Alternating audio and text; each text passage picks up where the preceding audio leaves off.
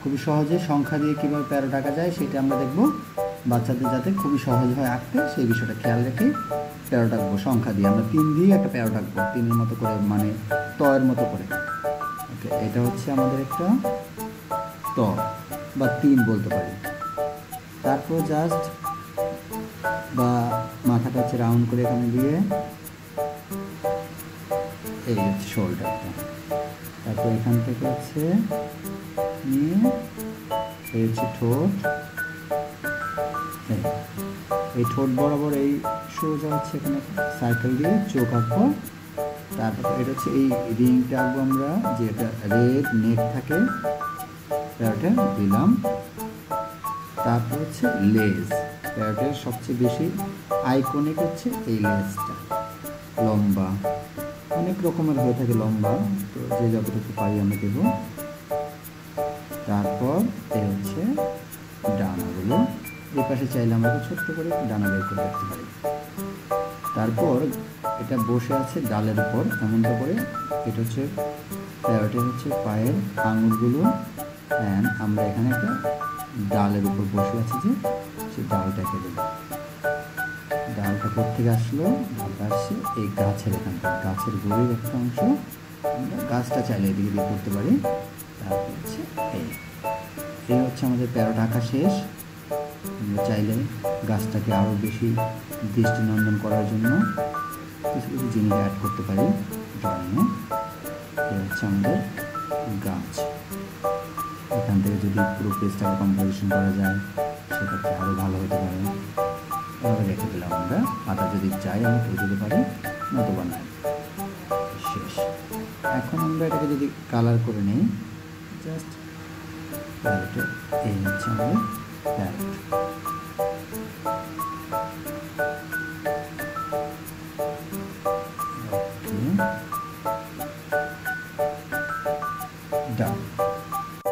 রং করবো, টিয়া পাখি সাধারণত গ্রিন রঙের হয়, সবুজ, তো আমরা হচ্ছে সবুজ আর একটু ইয়েলো, কোথাও হয়তো ব্লু একটা শেড থাকতে পারে। আর সবচেয়ে ইম্পর্টেন্ট দরকার হচ্ছে রেড। রেড ঠোঁটের জন্য আমরা প্রথমে যদি ঠোঁটটা করে নিই রেড, তাহলে দেখতে পাবো কত সুন্দর একটা আছে লাল রঙের ঠোঁট থাকে টিয়া পাখি। এই হচ্ছে টিয়া পাখির ঠোঁট। আর যে নেক রিংটা সেটাও কিন্তু লাল থাকে।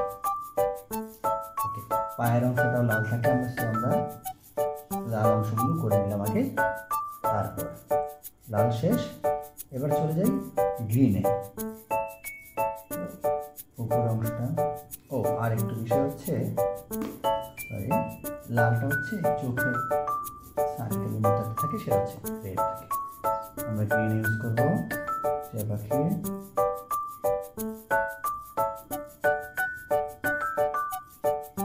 আমরা আজকে মূলত ডায়মন্ড কালার ইউজ করতেছি।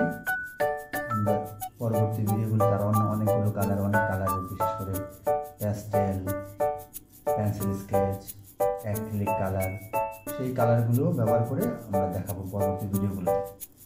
আজকে আমরা শুধু ডায়মন্ড কালারই দেখাচ্ছি। বডিটাই প্রথমে গ্রিন করে নিচ্ছে, এটা মূলত লাইট গ্রিন, টিয়া কালার যেটাকে বলি আমরা সাধারণত। এই কালারটার নামই হয়ে গেছে টিয়া কালার। তো আমরা টিয়া কালার ব্যবহার করছি পুরো পাখিটার গায়ে। তারপরে এটা শেডও ব্যবহার করবো আমরা। তো হচ্ছে আমাদের, আমরা কালার করার সময় বর্ডারগুলো আগে করে নিলে ভালো হয়, তাতে রং ছবি ড্রয়িংয়ের বাইরে যাবে না। এই হচ্ছে আমাদের প্রথম ধাপ শেষ গ্রিনের।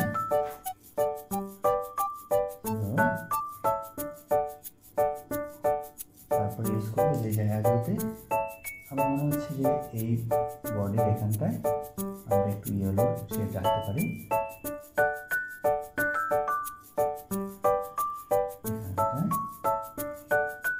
তারপর হচ্ছে লেজের এখানে কিছু জায়গায় একটু ইয়েলো শেড থাকতে পারে, বাকিটা গ্রিন।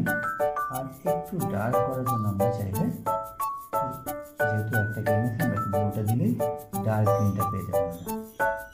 তো এবার আমরা ডার্কের জন্য ব্লু দিয়ে দিচ্ছি গ্রিনের সাথে। সাথে লাইট গ্রিনের সাথে একটু ব্লু ইউজ করলে ডার্ক গ্রিন পেয়ে যাবেন।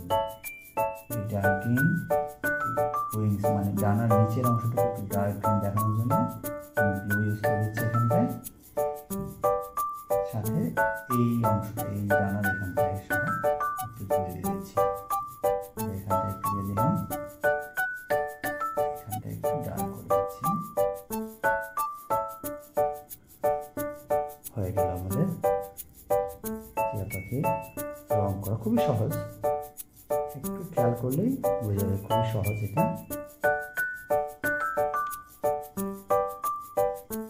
এটা হচ্ছে আমাদের টিয়া পাখির রং প্রায় শেষ। এখন আমরা গাছটা রং করব আর পাতাগুলো। গাছটাকে চাইলে আমরা আরেকটু ড্রয়িংয়ে বাড়িয়ে দিতে পারি, সম্পূর্ণ একটা ড্রয়িংয়ের মতো করে দিতে পারি আমরা, তাতে করে আরো বেশি কমপ্লিট মনে হবে। এখান থেকে কিছু ঘাস থাকতে পারে, এই পাশে কিছু ঘাস দিতে পারি। এখানে ছোট ছোট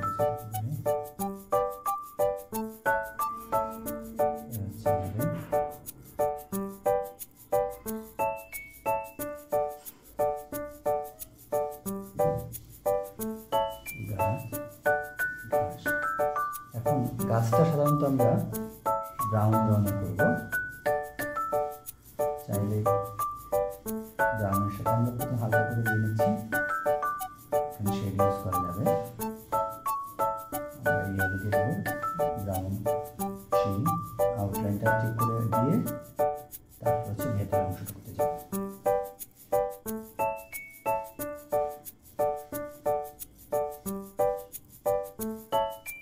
নিচের দিকটা আমি ডার্ক রাখছি বেশি।